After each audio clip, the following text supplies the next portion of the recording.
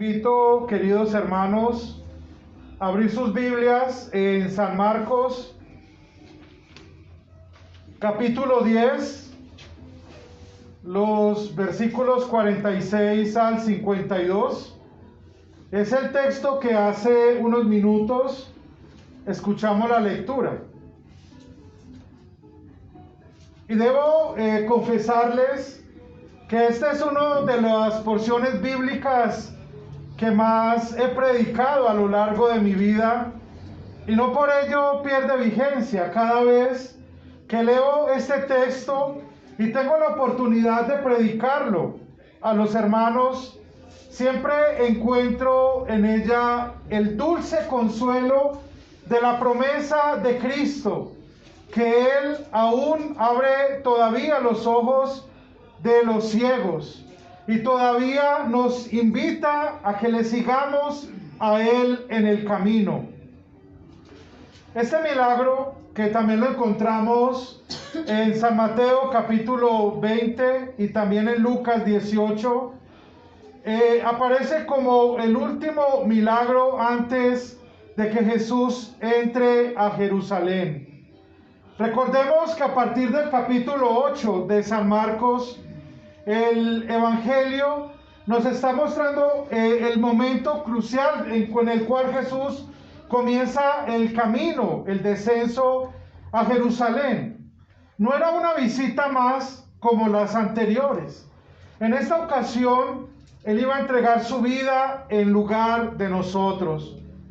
Tal como lo había anunciado, iba a ser apresado por aquellos hombres injustos, pero siempre cumpliendo la voluntad del Padre, es decir, para dar su vida en lugar nuestro.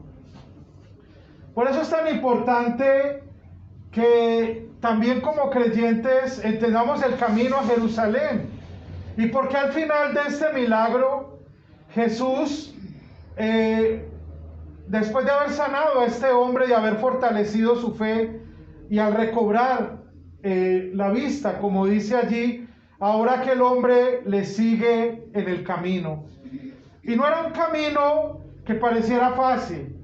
No era ser un espectador más viendo milagros, como muchos a veces pueden querer y entender que es la vida cristiana, viendo una magnitud de milagros, siendo alimentado de una manera sobrenatural, como sucedió en la multiplicación de los panes y de los peces, sino siguiendo a Jesús hacia la cruz.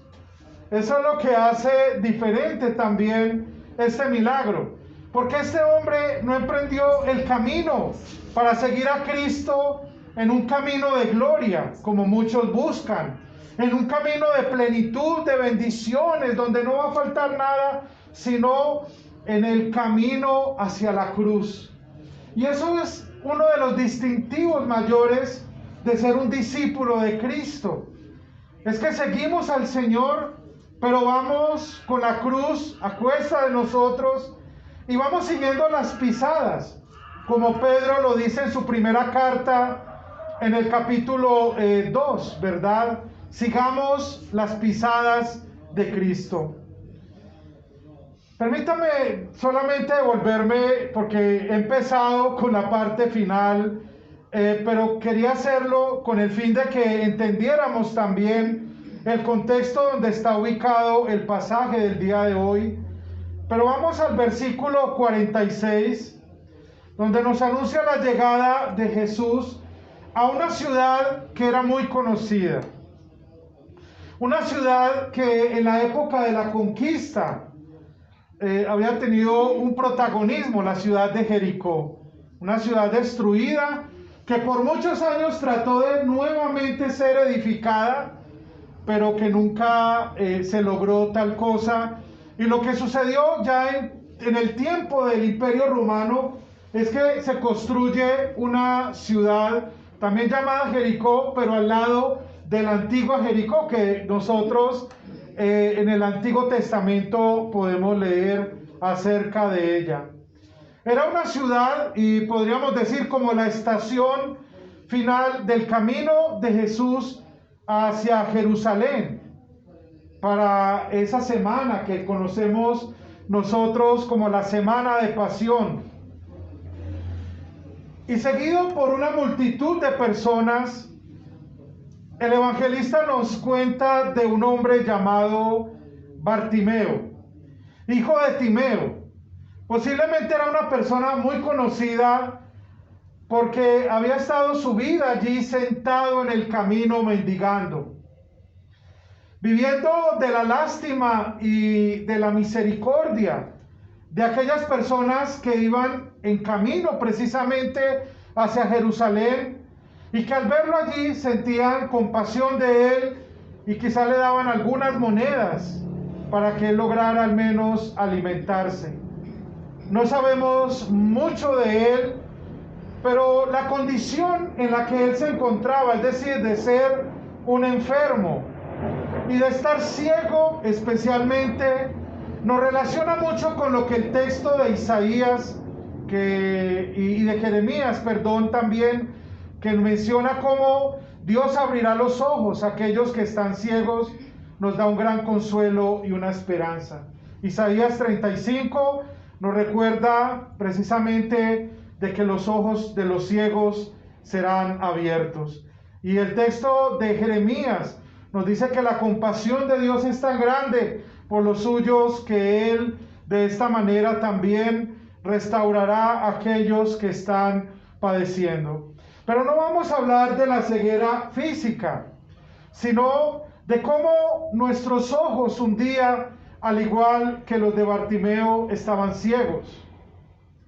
Ciegos por causa del pecado.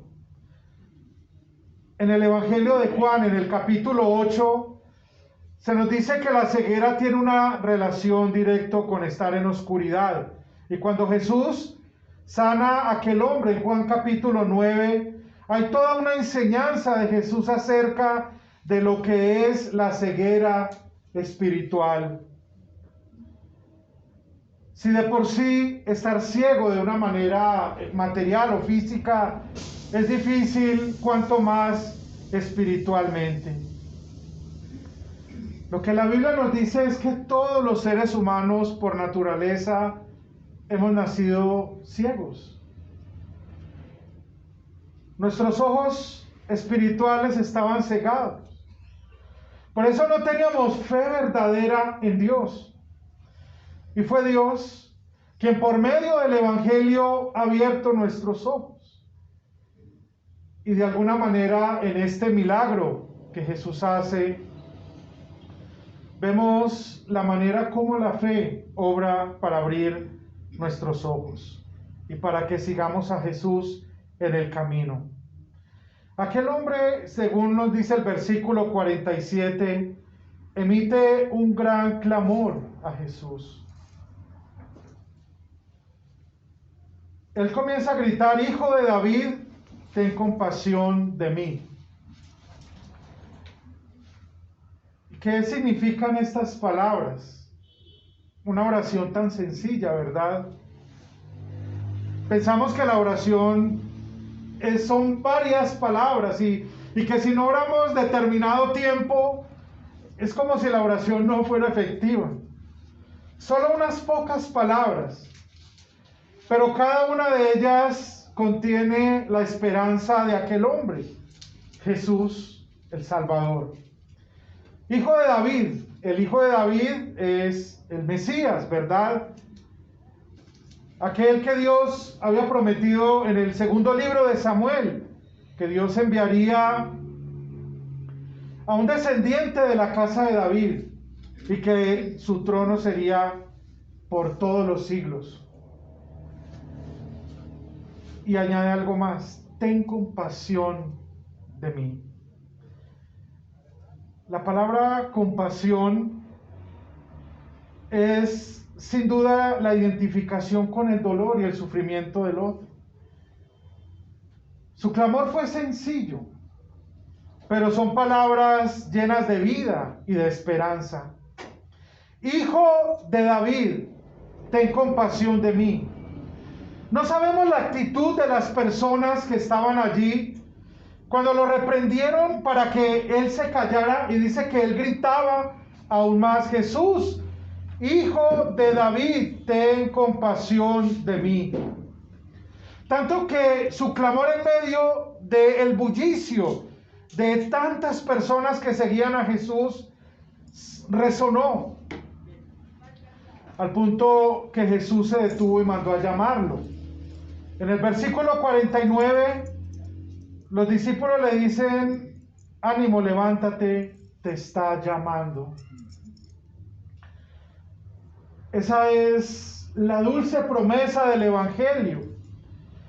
El Evangelio que cuando estamos desesperanzados, cuando no hay en nosotros otra fuente de vida, es la que nos anuncia de que Dios nos ha dado un Salvador. Ánimo, levántate, te está llamando. En la situación en que todos los seres humanos hemos vivido, eso es lo que el Evangelio hace. El Evangelio es un llamado. El Evangelio es un consuelo. El Evangelio es una nueva esperanza. El hombre que no tenía esperanza halló esperanza en la fe en Cristo. El pecador que se encuentra sumergido en sus pecados y esclavo de él, encuentra en el Evangelio una palabra de consuelo, de ánimo y también de esperanza que lo llama a una nueva vida. El apóstol San Pablo, en la segunda carta a los Corintios, en el capítulo 5, dice que estar en Cristo es ser una nueva criatura.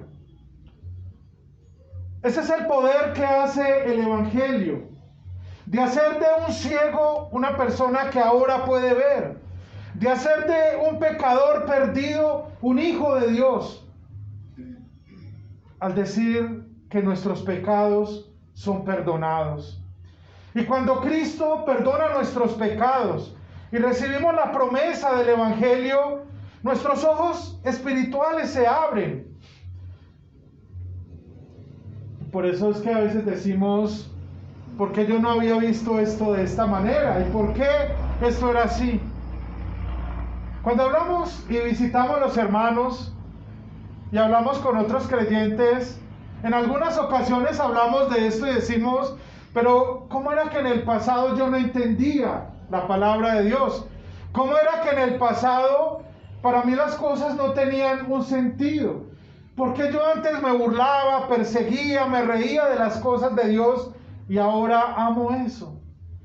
Porque eras un ciego que no podías ver, pero ahora que tus ojos están abiertos, puedes ver al Salvador y puedes ver cómo Él vivió en tu lugar y cómo tomó tu lugar en la cruz y cómo, tomando nuestro lugar, derramó su sangre para darnos el perdón de nuestros pecados. La mejor noticia de hoy no la vamos a encontrar en ningún medio. Iba a decir algunos canales, pero no nos van a pagar la pauta. Pero sí podemos informarnos, buscar en las redes sociales donde queramos, y nunca escucharemos una noticia como la que hoy Cristo nos dice: yo he tomado tu lugar, he muerto por ti y te perdono tus pecados, porque abro tus ojos para que vengas a mí en fe y creas que yo soy tu Señor y tu Salvador.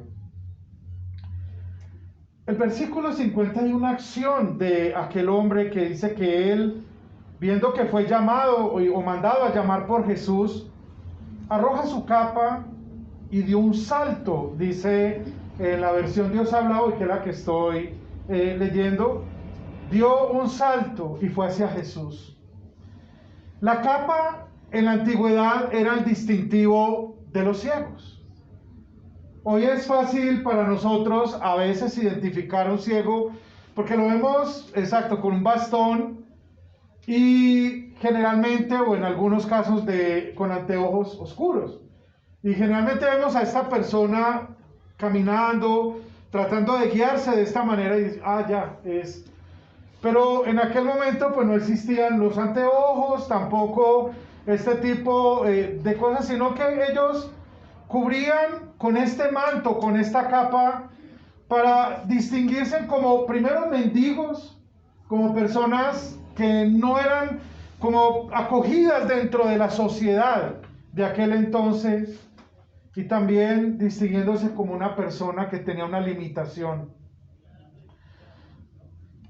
Al escuchar la buena noticia, ánimo, levántate, te está llamando. Que hay tres palabras importantes, ¿no? Ánimo, levántate y el llamado. Ahora él, en respuesta, arroja su capa y da un salto. A veces nuestra mente trata de imaginar esa escena, ¿verdad?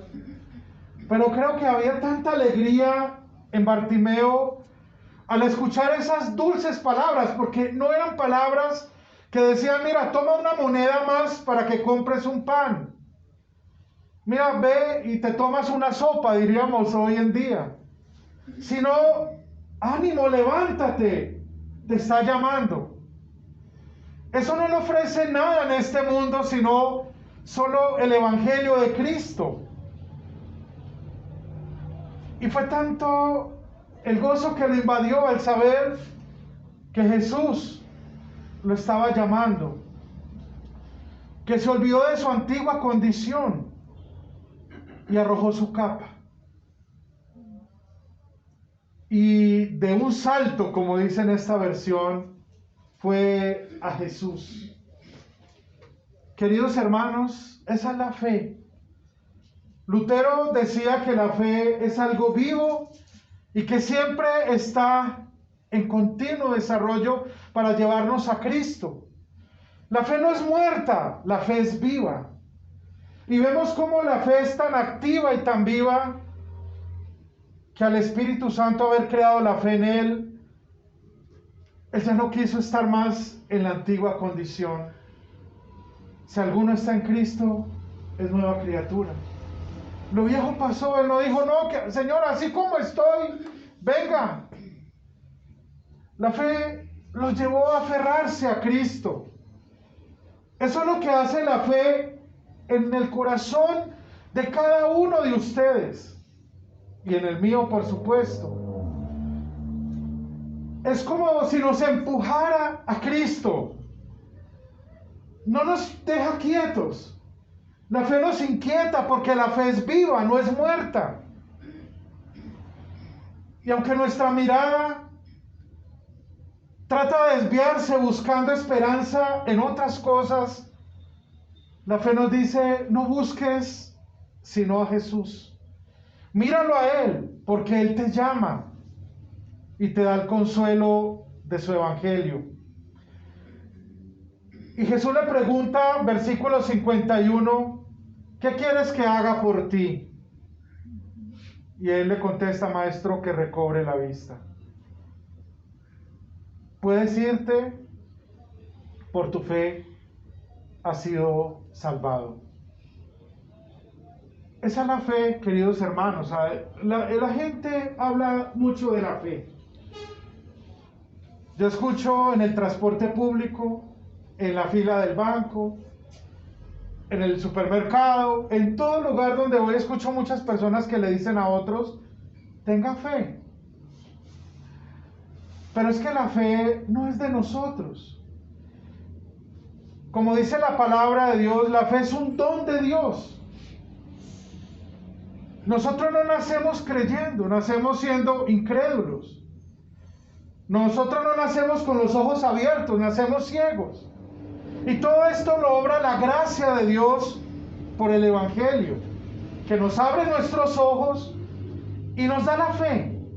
La fe como si fuese una llama que se enciende en nosotros y que al comenzar a arder ese calor en nosotros, nos impulsa, como sucedió con Bartimeo, para dar un brinco hacia Cristo y aferrarnos tan fuerte a Él, porque Él es nuestra única esperanza y nuestro único consuelo. Así que no buscamos vida donde no hay vida.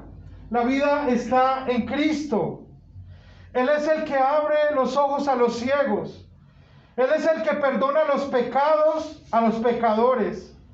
Él es el que da vida, como dice Juan capítulo 10, vida en abundancia. Puedes irte, tu fe te ha salvado. Pero Bartimeo no dijo, bueno, ahora tengo una nueva vida y me voy a disfrutarla. Sino que en aquel mismo instante el ciego recobró la vista y siguió a Jesús por el camino. Y llegamos al punto donde iniciamos el sermón del día de hoy. Solo podemos seguir a Jesús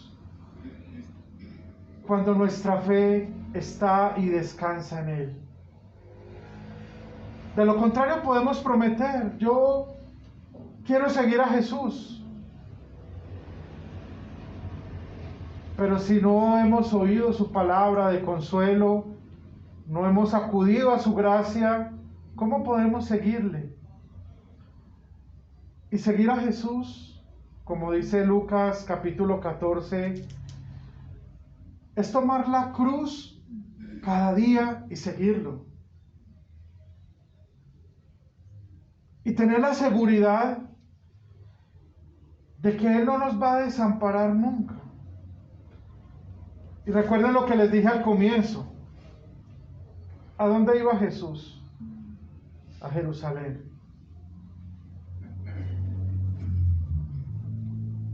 A emprender esa semana que conocemos como la Semana de Pasión. Fue, como dice el capítulo 11, versículo 1 y siguientes, aclamado por la multitud, Hosana, bendito el que viene. Pero pasaron unos días para esa misma multitud estar diciendo, crucifica. La fe no depende de nuestras emociones, sino depende de la gracia de Dios y de la promesa del Evangelio. El Evangelio que nos lleva a Cristo, y al estar con Cristo queremos seguirlo. Que hoy, que tenemos la seguridad de que cada uno hemos recibido el perdón de nuestros pecados y que hemos confiado nuestra vida a Jesús, ahora sigamos en el camino. Toma la cruz, pero no mires atrás ni mires a los lados. Hebreos 12:2 dice que tu mirada esté puesta en Jesús, el autor y consumador de la fe. Síguelo a Él sin temor. En esta vida tendremos tentaciones, sufrimientos, enfermedades, preocupaciones y todo lo que podamos imaginarnos. Pero con Jesús somos vencedores. Por el solo hecho de estar con Él y caminar en Él, empezamos a depender de su gracia y a vivir por fe. Eso es lo que significa aquellas palabras que los luteranos repetimos mucho: vivimos por fe. Bueno, eso es vivir por fe. Seguir a Jesús en el camino, hasta el día que tengamos ese glorioso encuentro con Él y disfrutemos de la vida eterna. Mientras estemos en esta vida, vamos adelante siguiendo a Cristo, con nuestros ojos puestos solo en Él. Amén. Amén. Que la paz de Dios, que sobrepasa todo entendimiento, guarde vuestros corazones y mentes en Cristo Jesús. Amén.